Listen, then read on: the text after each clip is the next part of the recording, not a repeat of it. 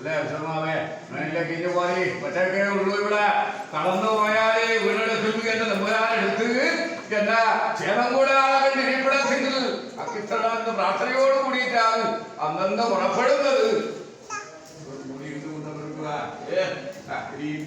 ഞാൻ അനുഭവിച്ച ഉച്ചിഷ്ടം ഔഷധം അമൃതത്തിലെ ക്ഷീരം കൊടുക്കുക ഓലനം കൊടുക്കുക എവിടുന്നാ കൊടുത്തിരി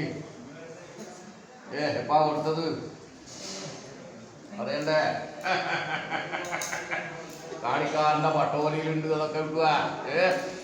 വർഷരിക്കടവാഹാരം ഈ ബന്ധമങ്ങനെയാകുക.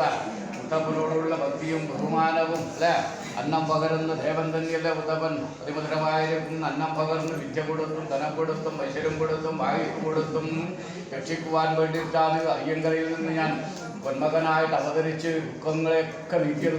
ദുഃഖങ്ങളെ നീക്കിയിട്ടുള്ള മുത്തപ്പനായി ഇതുപോലെ കാണാൻ പറ്റിയത് നിങ്ങൾക്ക് അയ്യങ്കര വാഴുന്ന നല്ലമ്മ പാടിക്കുട്ടി അതൊക്കെ മുത്തപ്പൻ പറയാ. അയ്യങ്കര വാഴുന്ന പാടിക്കുട്ടി നല്ലമ്മ കരഞ്ഞ കാലത്താണ് ഇങ്ങനൊരു അവതാരം ഉണ്ടായത് ഭൂമിയിൽ. അങ്ങനെ എപ്പോഴാ മുത്തപ്പൻ ഈ ക്ഷീരം കുടിച്ചിനി അതും പറയണ്ടേ? ഞാൻ കുടിച്ചതായ ക്ഷീരത്തിന്റെ കാര്യം പറയണ്ടേ? എപ്പോഴാ കുടിച്ചിനി? നിങ്ങളെപ്പോലൊരു ബാല്യകാലം മുത്തപ്പനും ഇല്ലേ വിധങ്ങളെ ഇതുപോലെയാണോ ആദ്യമേ? അല്ല, നിങ്ങളെപ്പോലൊരു ബാല്യകാലം മുത്തപ്പനുണ്ട്. ഈ വിശ്വരൂപത്തെ അവതരിക്കുന്നതിന് മുമ്പായിട്ട് അയ്യങ്കരവാടുന്ന നല്ലമ്മ പാടിക്കുറ്റി ഉത്രദുഃഖത്താൽ കരഞ്ഞു.